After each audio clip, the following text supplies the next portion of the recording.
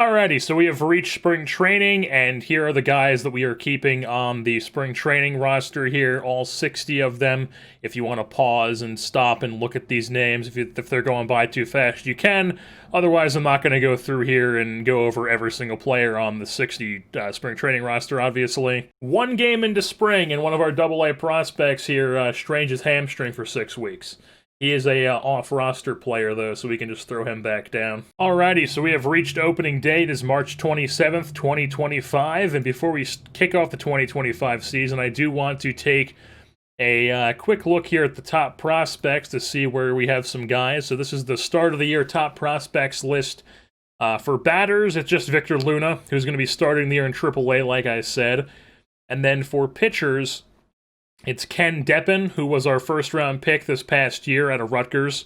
Pitcher/outfielder type, was not great either way in at A-ball last year because I started him at A-ball, and now he's going to be in high A this year. And then the other guy on the list is Patrick Pridgeon, who is number 42 on the top pitchers, and he is a guy who I definitely want to get into our big league mix at some point this year. It's just I wanted to get him some time in AAA, and he is a guy who is going to be on the AAA roster at some point this season. As far as what our Major League roster looks like right now, the pitching staff looks like this. Starters, Soroka, Gilbert Dunn, Jacob Key, and LJ Newsome. And then in the pen, we've got Delaplane, Mills, Fletcher, Aquino, Josiah Gray, Juan Then, Brian Perez, Dean, and Nick Margavicius.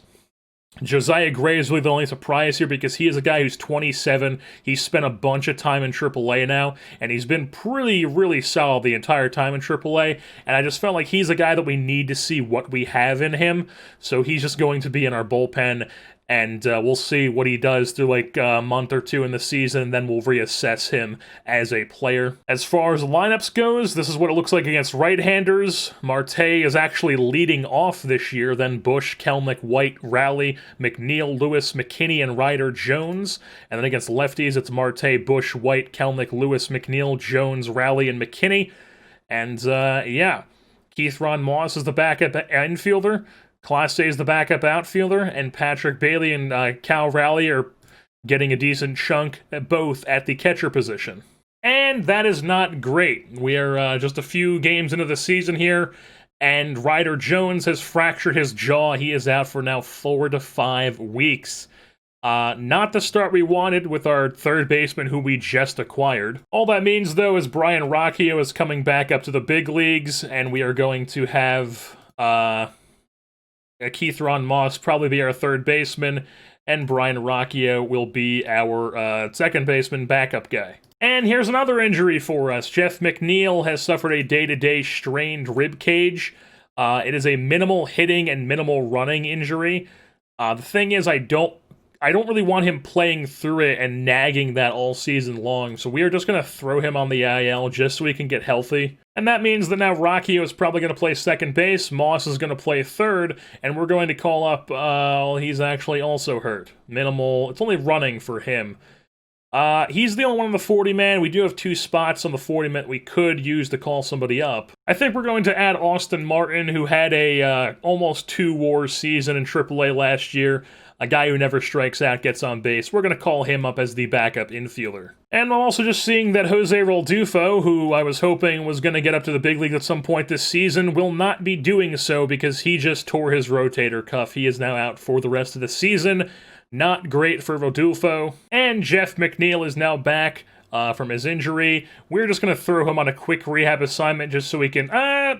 yeah, we're going to throw him on a quick rehab assignment, get him back up to gear. Or back up to speed, rather. Alrighty, so April has come to an end. We are now into May. We are sitting at 14-16 to start the season. Obviously not a great start to the year, but it is only a month into the year. Anything can happen from here on out. And down in AAA, the best hurler in the Pacific Coast League was Nathaniel Garabitos here, who did we trade for this guy, or did we draft him or something? He was a Mariners international free agent in 2019 in real life. So he's finally up in a AAA now, and he is doing the damn thing in the bullpen. 10 innings, I mean, he's striking out everybody. Nobody's getting any hits off him. He is also a guy that I want to get to the big leagues at some point this year, and I might do that right now, to be honest, because we are going to evaluate how the team is doing. Right off the bat, I'm seeing that LJ Newsome has been quite solid. I mean, yeah, I was going to show you how he'd been doing before his most recent start, because he did have a sub 2 ERA, but then he had a start against the Astros where I guess he gave up like 3-4 runs, and that shot it up to 3.23. But I mean, you can see here he's had 5 starts, 4 of them have been quality, still not walking anybody. Very good to see to start the year for LJ Newsome in the rotation. As far as Soroka, he's starting to come back to life here, so that's good to see. Logan Gilbert has been not great to start the year. Justin Dunn is always a slow starter. I've just kind of come to expect that from him now.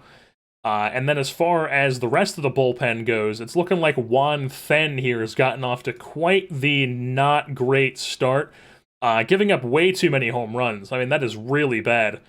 He's throwing batting practice in the 6 innings he's throwing. So we're just, I mean, even though Juan Then's been good for us, we are going to throw him back down to AAA here, and Garabitos is going to come up from the AAA, who we need to add to the 40-man roster, but that is no problem. We have a spot on it. So Garabitos comes up to the big leagues, and he instantly becomes one of our top middle relievers. It looks like Aquino's been struggling to start the year. Not good to see. Josiah Gray, through 1 month, has 8 innings. He's striking out a ton of guys, giving up too many home runs. Like I said, it is only one. We're like a little over, we're a little over a month into the season, so not anything to be too alarmed about, but it's definitely not great to see. The back end of the bullpen, though, Delaplane, Mills, and Fletcher, it looks like they've been very solid. And as far as the bats go, it seems like they've actually been kind of struggling. If we go WRC Plus here, Patrick Bailey, obviously not doing what he was doing in the playoffs last year in his 10 games he's played in. Class A, he's played 6 games. It looks like all of them has been as like a pinch hitter. So, I mean, that doesn't really matter too much with his numbers looking like. Cal Raleigh has not been great to start the year. Neither is Keith Ron Moss. Neither is Billy McKinney. Neither is Kyle Lewis. But Bush, White, Rocchio, Marte, and Kelnick all have their WRC pluses above 100. So that is good to see, especially Kelnick, who once again is just getting off to a absurd start to the year. 6 home runs, 8 doubles, 6 stolen bags, hasn't been caught. Jared Kelnick, I mean, what else can you say about this guy at this point? We are going to send Austin Martin back down to AAA, though, as Jeff McNeil is going to come back from his rehab assignment. And now Ryder Jones is back from his injury, so we're going to throw him onto a rehab assignment into AAA as well. It's also worth mentioning that we're really starting to turn things around now, as we are on a bit of a hot streak here, 8-10, or 8-2 in our last 10, not 8-10. 8-2 in our last 10 here. We're up to 23-19 on the season, right at the top of the division here with all these 4 teams as the AL West once again tight at the top. And Keith Ron Moss has gotten his WRC plus up to 94. He's been okay. Not what we were looking for from a corner infielder, though. And then Rocchio has still been pretty solid here as a bench bat. So we're actually going to send Keith Ron Moss down to AAA because we are making room for Ryder Jones as he is back up in the big leagues. He just got like a little nagging injury that's going to be gone in like a couple days. So we're just throwing him back up in the big leagues here. And we are now here on June 4th. It is time for the first-year player draft. You'll also notice here that Yan Luis Ortiz, our one of our AAA pitchers, won Pitcher of the Month. Started the year in the bullpen, it seems like, but is now a starter, probably because we called up Garabito, I'm assuming. And he took his spot in the rotation, and he won Pitcher of the Month in May. So do we want to call him up? I'm not sure. Because it's looking like all the guys we want to come back down to life here that got off the struggling starts are doing so. Aquino, his ERA was 9. It is now no longer 9. He is walking way too many guys, though. If we look at his pitching splits here, yeah, he's still walking. I mean, that doesn't matter. Yeah, he's still walking way too many guys. What is with the walks? He had 9 innings with a sub-2 ERA, 3 FIP. I don't understand what's going on here. He's just walking way too many guys. I don't understand why he's walking so many guys. He's not a low control guy. He's never had issues with walks throughout his career. He's just all of a sudden being like, yeah, I can't find the strike zone. And then it looks like Josiah Gray is giving up way too many home runs through 15 innings. He's striking out a bunch of guys. He's not walking anybody. His ERA plus has been solid, but his OPS against is not. So it looks like, no, not batting splits, pitching splits. It looks like he's just giving up. What are we looking at here? Yeah, okay. It looks like he's just giving up. Well, he's been really solid. Yeah, he just got crushed in April is what happened. He came up, his first month in the bigs, he got crushed, and then he's been solid since. So yeah, we're going to leave Josiah Gray up. He's been really good. Everybody else is looking fine in the pen. It's really only Aquino that's somebody who would be a candidate to be sent down and have somebody be called up. And even if in AAA, I think I would prefer to call up somebody, like obviously this Ortiz guy just won the Pitcher of the Month award. I would probably even prefer to call up this guy, though, and Patrick Pridgeon, just because, based on what my scout thinks of him, and with his stuff, I mean, he could be insane. And I think that's what we're going to do here, as Aquino is going to go down to AAA for the first time in a while, as he is, you know, a guy that has been a solid piece for us in the pen for quite a while now, but Patrick Pridgeon is going to have to come up, and we are going to have to find a way to get him onto the 40-man roster here. Is Ding Bong Che the guy who gets taken off? Possibly. I think I'm going to take Austin Martin off the 40-man just because he's a guy who I threw in the 40-man for injury purposes anyways. So he's just going to get waived in DFA here to make room for Pridgeon. And now this is what our pitching staff looks like. They add Pridgeon into the middle relief role with Garabitos, Gray, and Brian Perez. And just as an update on some of the guys here, McNeil, who obviously got hurt, is back, but he is not hitting well, and my scout thinks that he's gotten worse. We traded for him when he was a 60 overall potential, and now my scout thinks he stinks. Classic stuff that would happen to us as we trade for a guy who's making $18 million a year. Did I call him Brian McNeil? Brian McNeil? He's Jeff McNeil. I guess I was looking at Brian Rocchio and said that, as Brian Rocchio is starting to come back down to life here, but he's still a decent bench piece. Ryder Jones, another guy we traded for, has been not great to start the year, but it's only 76 ABs, so nothing to be really too judgmental about there, as he obviously is coming back from an injury. Billy McKinney is a guy who has not done anything for us. We saw that he was really good with Toronto the entire time he was there, and of course he has been not good at all with us. Hopefully he can start to turn things around as the season progresses. Even Evan White has kind of got a not great start to the year. He's still got a few home runs. His WRC plus isn't the worst. It's slightly like below average, but he's just not had the greatest slash line to start the season. It's probably his fielding that's keeping him as a not awful player, to be honest. And then we've also got Marte, who has actually been pretty solid this year at the plate even. He got off to a pretty hot start, I believe. In like April, he was... yeah, it seems like in March, or the little at-bats he had. But yeah, it was like April, he had a really good April. May, not so much, and then he's starting to hit well here again in June. But Kyle Lewis is definitely hitting much better this year, and that is very good to see. He's already got 17 home runs, and we are on June 4th, so that's just absurd. And then there's Kyle Kelnick, who has 16 home runs on June 4th, and he's already got a 3.2 WAR, and once again, having just an incredible average OBP slugging, very good WRC+. Jared Kelnick doing what he does. Also, Cal Raleigh has gotten off to a not great start to the season, so I've got Patrick Bailey playing every day at catcher right now. We're going to see how he does for maybe like a month, and then we'll reassess the catcher position and see if we might want to go out and swing a trade for a catcher at some point. But if we hop into the draft here, we have the 18th overall pick this season. And if we go to the mock draft, they think we're going to be taking Satoshi Date, who is a Japanese-born, looks like he grew up in California, at Cal Berkeley. Went to Cal Berkeley. Looks like he's more of like a corner outfielder, possible like big doubles hitter. Not really my cup of tea, but you know, maybe we'll take him if he's there. All right, so it is the 18th overall pick now. We have our pick on the clock here, and oh, here he is. Here's the guy that want us to take. He's a 45 potential, my scout thinks. These guys are all closers, college closers. So, you know, not guys who I generally would want to take in the first round here, because like I've mentioned a billion times now, it is very easy to find Very good relievers, so you don't need to go wasting first-round picks on relievers. So my scout thinks we should take this Ron Kennedy guy, who is much more expensive. No, he's demanding 2 million. It's not too much to spend.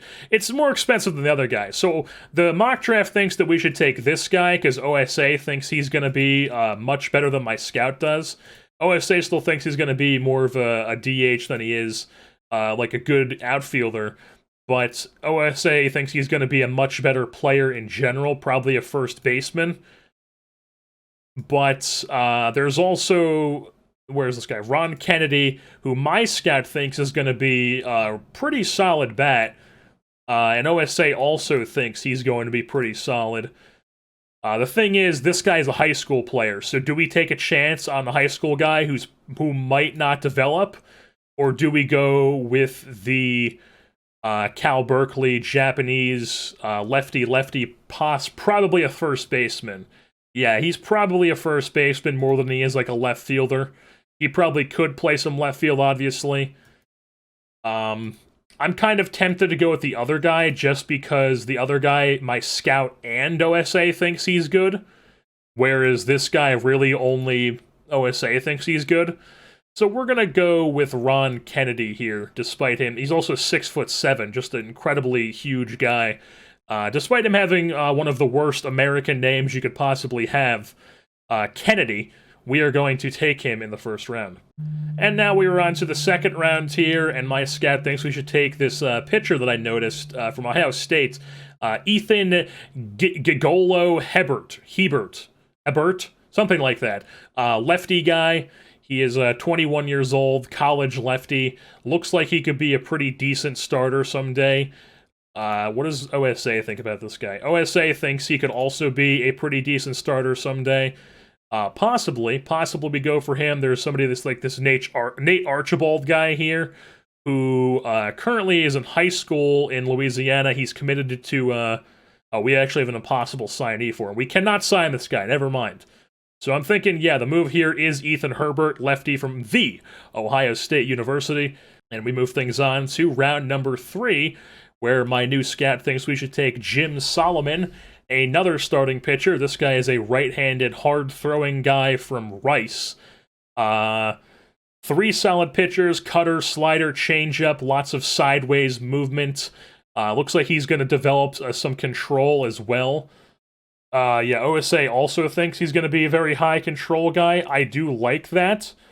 Is there possibly somebody else we could try to get other than him? It looks like it's mainly just relievers at this point. So yeah, we're going to go with Jim Solomon unless this guy is like better. No, Jim Solomon is the choice here. So Jim Solomon, 6'7" righty from Rice. And now we move things on to round number 4, where we take... this guy is my type of player here. Avoid K, high contact here. Not a great defensive outfielder, though. Lefty from the University of Georgia. Why am I looking at his batting splits? I don't know if anybody's who plays this game has had any success actually judging prospects based on these stats. But I haven't heard of anybody who's ever actually looked at like college or high school stats in these drafts and has drafted based on them and has actually gotten like themselves a good player from it. For me, it's mainly been you just look at the guy's ratings and what your scout thinks and kind of just go by that. So yeah, we're just going to take this Jamie Rea guy, another tall guy from Georgia. We move things on to the 5th round, where my scout thinks we should take John McAlone. I'm assuming is how you say that. McAloney? McAlone. Whatever this guy's name is, lefty starter from Oregon State. Looks like he throws a lot of pitches. Slider, I mean, why even continue to throw the slider? Changeup, probably never going to develop, so I'm not really looking at him too hard. John Bassett here from Canada? No. And then for hitters, my scout thinks we should take Mike Vicini here, a power-hitting left fielder. Once again, more of a DH probably. Could possibly be a first baseman, probably more of a DH. High school guy, it looks like. Yeah, he's committed to a JUCO. Why not? We'll take him. We'll just take this guy, hope the power develops. We are now into the 6th round here, and I mean, we are really starting to get into these rounds here where there's just really not anything. Just lots of these 35 potential guys. Or there's this 17-year-old shortstop from high school who is from the Milwaukee area, it looks like, who is a good defensive shortstop, has high work ethic, intelligence, and he's a leader, and he's a high contact, gap power, and avoid K guy. So this absurdly talented 17-year-old with leadership skills, we are going to take a 6'3". Wow. Okay, yeah, Chris Whitty, probably Chris White. We're taking him in the 6th round here. Now my scout thinks we should take this high work ethic right-hander from Georgia. We're going to take ourselves another University of Georgia guy, Hector Morales here. We now move on to the 8th inning, where Chris Longworth is who our scout thinks we should take. Really good arm, literally nothing else. But there's this other 17-year-old guy who apparently was born in Edison, New Jersey. But yeah, he is from Edison. He's from New Jersey, and he is committed to Oklahoma State. Interesting, a bit of travel there to go to college. We're gonna say, hey, how about you come play professional baseball in Seattle instead? Pat Reese, another tall guy. We're taking him in the 8th round. We move things on to round number 9, where this Jaden Jackson guy, who I've realized is here a few times, from Pepperdine, which I believe is where they filmed Zoe 101, if I'm not mistaken. I want to say that. Why do I know that? I have no idea. But Jaden Jackson here, we're going to take him. And now we're really starting to get into these rounds where it's 30 potential guys, and we're just looking for people who just have maybe like one really developable skill. You know, maybe like somebody like this Josh Walker guy who looks like he could be a solid reliever as well as like a decent power bat. So yeah, let's just take this Josh Walker guy here in the 10th round. Bam, let's take a chance on him. My scout thinks we should take this first baseman from Villanova who has 55 home run power. And I'm saying, hey, why not? Let's hope the power develops, give him a shot, bada bing. And then I'm also going to take a shot on this catcher here in Luis Olvera from Pensacola State College with his 70 catcher ability, because we want to get some of those guys in our organization. So we're going to draft him, and then we're going to follow it right up by getting possibly, do we want to go with the Canadian guy? Where's he from? Regina, and he went to UT. Yes, we're taking Stan Crippen here. Nope, not Campos. We are taking Stan Crippen as their other catcher we're going to draft. And then we got some college relievers, it looks like. Greg Olmos. Yuck, Texas A&M, no thanks. Steve McDowell, UT, let's go. Hook 'em horns, baby, bring it on. So there's this 18-year-old Alex Sugar Bear Suellar. I'm just going to butcher that terribly. But I'm seeing here that he is a very high contact Void K guy with some incredible speed, possible solid outfielder who can't pitch at all, but for whatever reason is listed as a pitcher. So we're going to take this guy. We're going to take him, and we're going to make sure that he is only an outfielder, so we're going to add him to our draftees list here, even as a late-round pick, and we are going to draft him here in the 15th round. And then as the last guy we're going to take here in the 18th round before auto-drafting the rest is this Mike French guy, who is 18-year-old lefty, we're drafting out of high school, obviously, who's a high leader, work ethic guy, ground baller, already throws 95, 97, I just figured might as well take a shot on somebody like him, and then let the AI draft the rest of the draft class for us. Alrighty, so we've gone through here and just offered all these guys their demands, so they should be accepting their offers here without the next few days, or throughout the next few days, I should say. Alrighty, so all the guys that we had to offer to are on our draftees list here, and they have all signed their contracts. Jim Solomon, the starter, is going to be starting just a regular A-ball. He's already had one start down there, and he had a solid start, so that's good to see. Ethan Hebert is going to start in low A-ball with the Everett Aqua Sox. Jamie Ray is also going to be with the Everett Aqua Sox to start his career. And then we have Suellar here. He was, Sugar Bear. We have him just locked to center field so we can make sure that he actually gets some time in there to develop these positions, because we need him to be able to do that. One thing that's kind of working against this guy is the fact that he is a low leader, low loyalty, low adaptability, low work ethic, and low intelligence. So not great there. Then there is Mr. Ron Kennedy from Camden, New Jersey, who went to school in Dover, Delaware, who we have in A-ball because he's a high school, or not in a rookie ball because he's a high school guy. Mike Vicini is also going to be in rookie ball. And then so is Chris Whitty here, also in rookie ball, because we want the high school guys to be in rookie ball. Whereas if somebody like Solomon here already has 3 really solid pitches, I don't mind throwing him into A ball because he probably belongs there. Alrighty, this is not great to see. Billy McKinney just tore his rotator cuff. He is now out for 3 months. So Billy McKinney here is going to be thrown on the old 60-day IL, and that means we have to make a decision about who is going to be playing corner outfield spot for us. Is it going to be Clase, who could possibly fill in and take over in right field or something? It's also worth mentioning that we are 3-7 in our last 10, so we are really starting to hit a rough spot here, as the Astros are just on an absurd run here in the month of June. But I'm thinking what this means... Maybe not.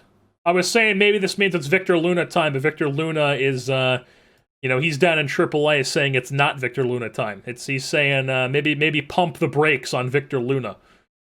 Because, you don't really want to call up a guy when he's doing this in AAA, when you don't want to call him up from AAA to the big leagues when he's down here in AAA doing this. So, ideally Victor Luna would be the guy who takes over there. It doesn't look like he's going to be that.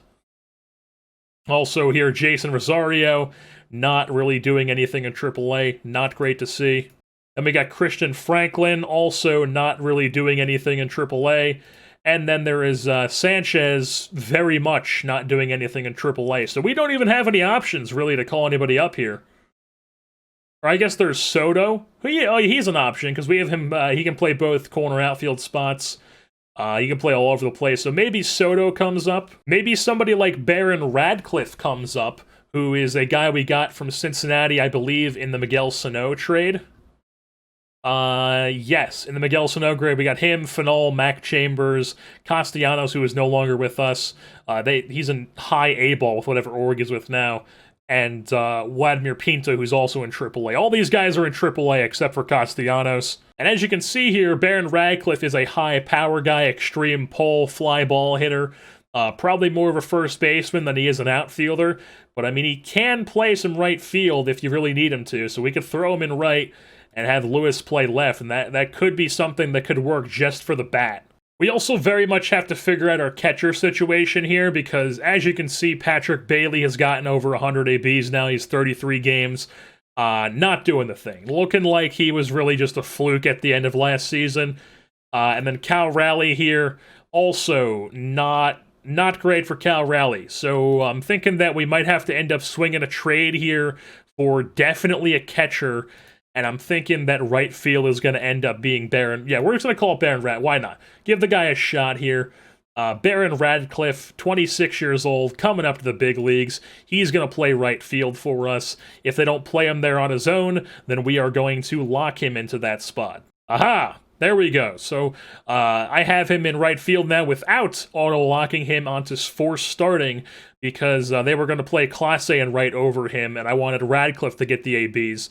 So instead of forcing Radcliffe to play right and making the right field having the ability to not have somebody play like every second game here against lefties like Clase would, what you can do, rather than forcing to start somebody, is take the guy who would be starting over him. You can go to his set game strategy and just force him to be a bench piece against both sides.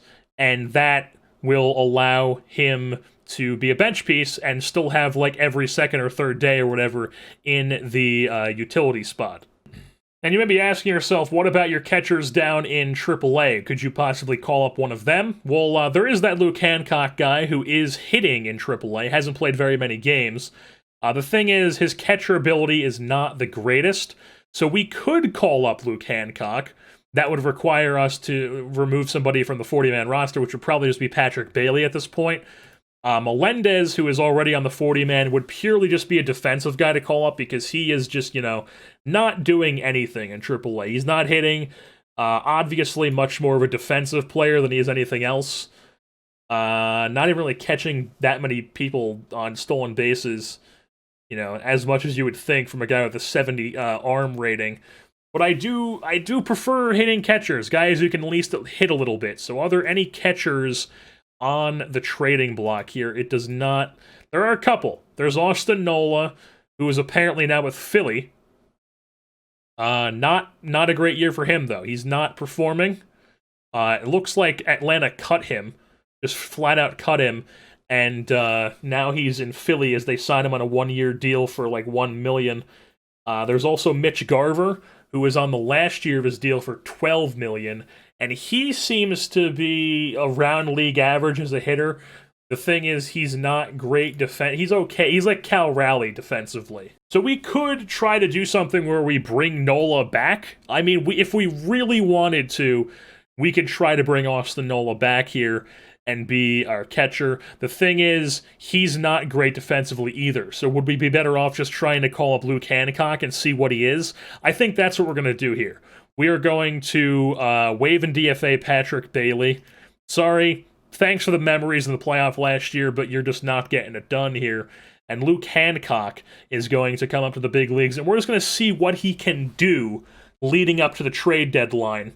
And then at the trade deadline, we will make a decision on swinging a trade for a catcher. Alrighty, so Hancock is the starting catcher against righties, and then they had Raleigh as the backup, as the starter against lefties, just because Hancock is a left-handed bat. It makes sense. He's in there for his bat anyways. He's not a great defensive catcher, so hopefully, I'm just hoping that he's not going to tank our pitching staff here with his not great catcher ability.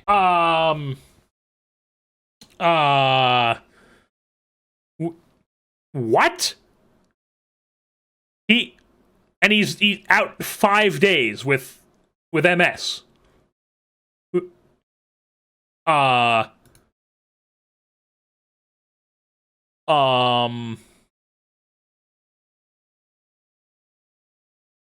I thinking of the right thing here? And stop when the doc tells him to. Okay. So we have a shortstop with MS who plans on playing through having MS. And okay. Well, that's something. I don't even know how do you even like respond to this? How do you react to something like this? The guy's having another great season, a much better season, honestly, because he's hitting this year. Wow, okay, yeah, so maybe that is a thing. So yeah, he definitely has taken a drop here in his defensive ratings. So wow, the game really decided to give me a Gold Glove shortstop, and then immediately give him MS, so he's not a Gold Glove shortstop. That is something. Alrighty, it is international amateur time.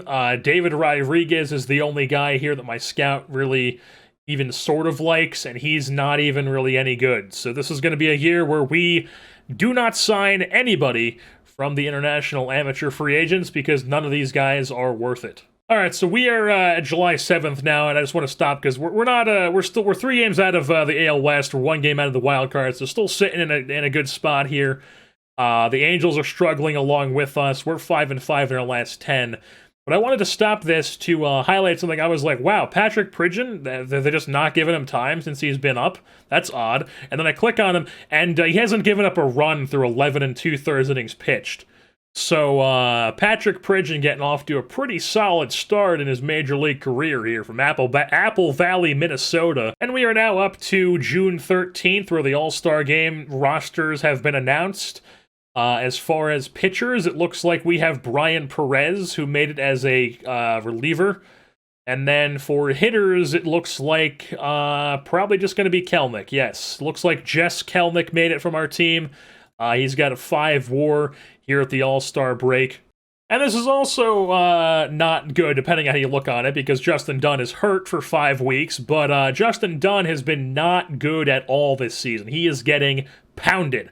Now, he is a guy who usually starts slow, but usually by, like, the All-Star break, he's a guy who's like, yeah, I'm starting to figure it out. I'm on path to be, like, a shutdown guy. Because he was, like, you know, the guy who had, like, a 6.7 ERA for us until, like, the All-Star break last year. And then he finished with, like, what did he finish with last year? Like, a 3? Yeah, like a 3.66. So he's a guy who's historically been somebody who starts slow and finishes strong, but he has just not picked it up at all this year. He's going to be on the IL for 5 weeks now.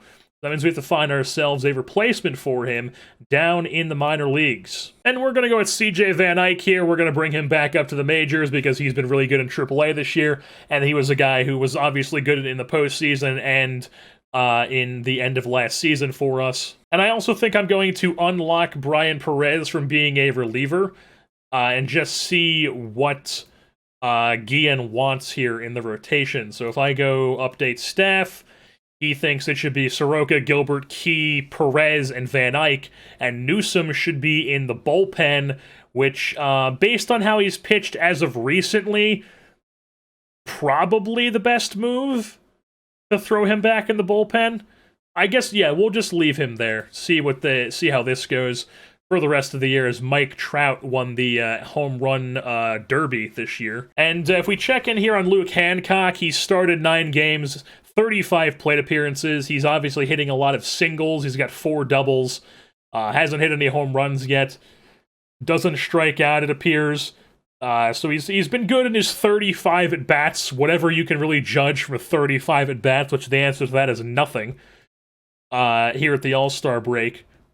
And Cal Raleigh is obviously a guy who still is not really doing anything. Like, if I go to his splits here, yeah, July's been miserable for him. He was not good in June, not really good, and he's just been not good all season long. So I'm thinking that we need to get ourselves a catcher here, and Cal Raleigh is a guy who I'm probably going to be either trading here at the deadline to pick up a catcher, or get rid of in the offseason and possibly pick up something else.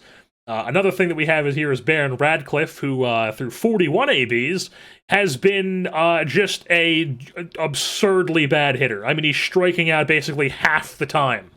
So Baron Radcliffe, go down to AAA. It's also worth mentioning that Jeff McNeil, as a classic move here that happens whenever we trade for someone who thinks going to be good, decides to put up a negative WAR through 47 games, 161 plate appearances. Obviously got hurt for like a couple weeks, but I mean, he was a starter, everyday starter at second base for the majority of the season up until like a month ago when I just made, because I was basically playing Rockio as forced bench player, and now Rockio is playing over McNeil here, as McNeil has been really, really bad. And as you can see, Rockio has been, you know, fine. He's been serviceable, I guess. And then also Ryder Jones has definitely picked things up a bit, but still not really doing what you want. We left him in AAA on that rehab assignment way too long, to be honest. I'd kind of just lost track of time, and that's why he got 15 games in AAA. But, yeah, no, he hasn't been great either. Luckily, he was only a rental, though, because I'm just really starting to get discouraged with making trades here, because every time we trade for somebody, they're never any good. So if we take a look at who is here at the catcher position on the trade block, Nola's still there. Nizer, who is the, I believe it's Nizer, isn't it? He is here. He's been with Tampa Bay. You know what? He's probably, because I remember Alvarado is on St. Louis now. He was probably in that deal. But there's also Yasmani Grandal here in free agency, who is on a 1-year deal, very cheap here. High home run, nothing else. Home run power, home run power and discipline. Very good defensive catcher. The thing is, very bad hitter here in his late career. Just not what really I'm looking for. Kufo, however you say this guy's name. Kufo, whatever his name is. He's had an okay year this year. Do I really want to go trade for that guy, though? Probably not. Nola is obviously somebody we could try to go out and get, but, you know, probably not, considering he's got almost 300 Bs now, and he's still really bad. So I'm thinking that he's not been good either. He's also expensive, even if it is rental. So, I mean, we are really, really starving for a catcher here. Just just absolutely starving. The Rockies are trying to trade both their catchers. I mean, just what is going on here? I mean, we might just be better off, because I mean, if the thing is, if we're going to trade for somebody like Grandal, we're just trading for defensive catchers, and we already have that in AAA with MJ Melendez. We could easily come up and he would be doing the same thing that Melendez would be doing. So I just did a thing here where we shopped Cal Raleigh, just straight up just see if we could swap catchers. And there are a couple options here that I'm liking. The first, not in any particular order, but the first one here that we're going to talk about here is Jackson Reitz, who is a 29-year-old catcher. Looks like he's a decent bat, decent fielder. OSA is not as high on him as my scout is, not like too drastically, but...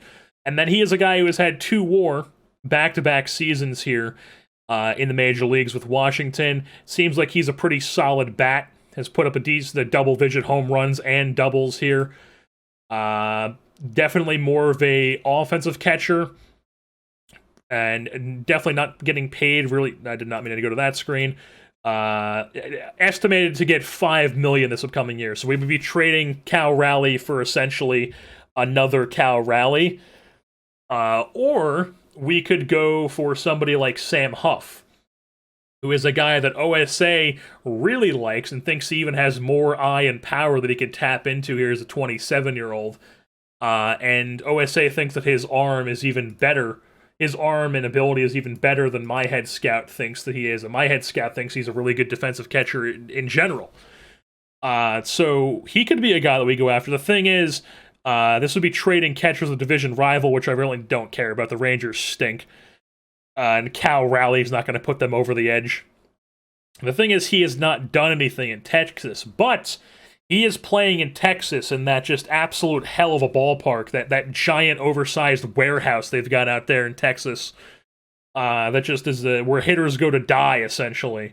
His ratios obviously aren't the best. He strikes out quite a bit, but I feel like maybe he could do something. And the thing is, is he younger than Raleigh, or is he about the same age?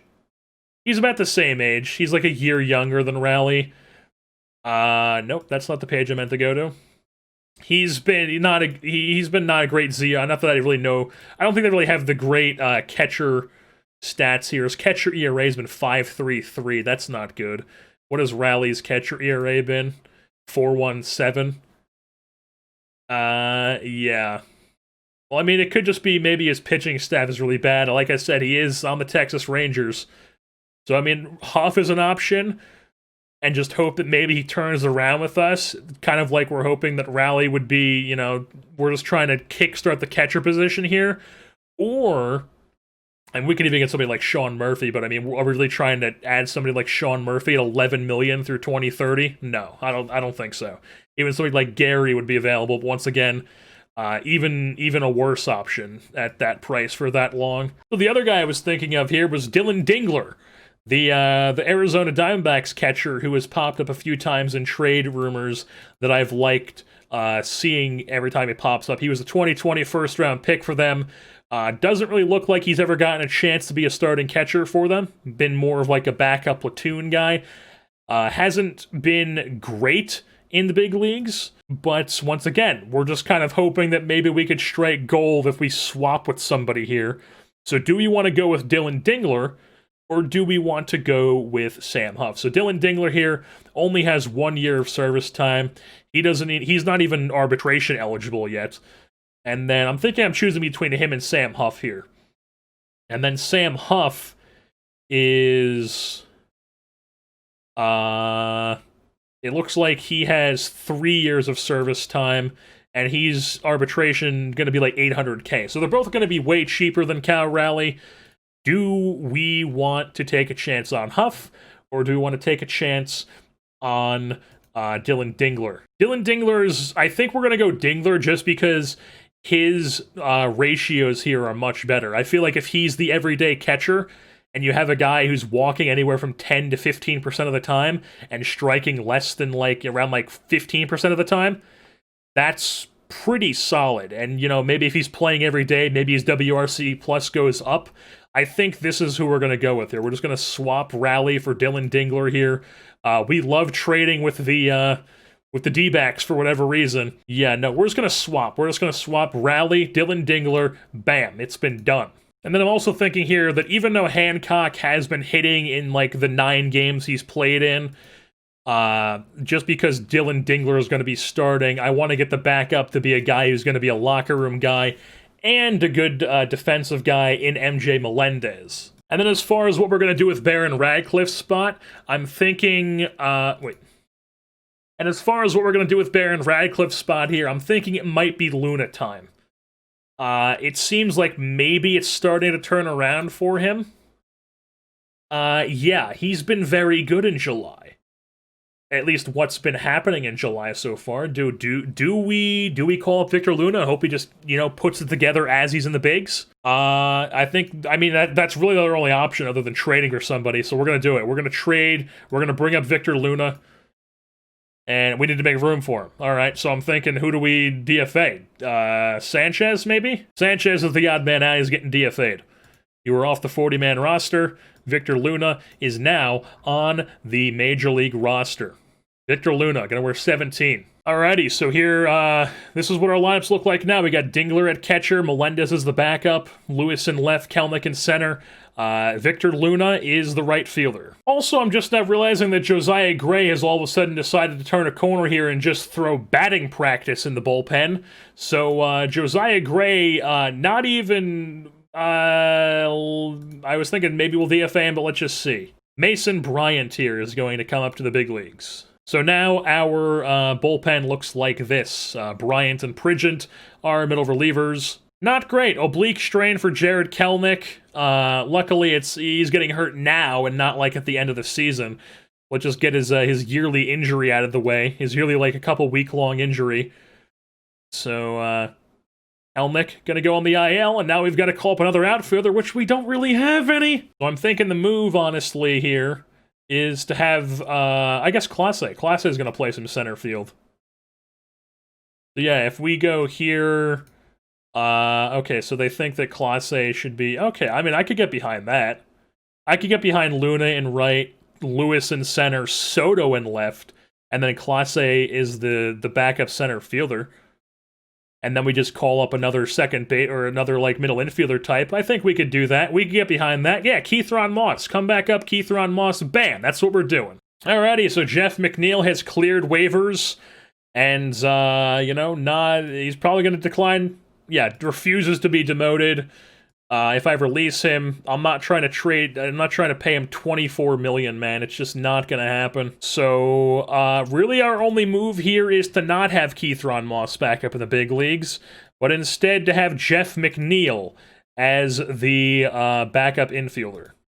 Alrighty, so it's July 29th. Jared Kelnick is eligible to come off of the IL, and we're going to throw him on a rehab assignment just to get him back up, geared, ready to go. And we're going to be checking on him, like, daily just to see how he's doing, because I don't want him down in AAA for too long on a rehab assignment. And obviously, Kelnick is out right now, but we are on a bit of a slide here. We're 5-5 in our last 10. That's mainly because we've won a couple games here against Oakland. I think we won that series, but then we were just losing a bunch in a row here to start the second half post-All-Star break. And yeah, it's about to be it's basically the trade deadline. We have a couple days left. I have no clue what we're going to trade for or how we're going to trade for it because we don't really have too many prospects anymore. But once again, we need runs scored. We need bats. We have the least amount of runs scored in the entire league yet again. So, we got to figure it out. We got to try to acquire something, but we are going to do that in the next episode.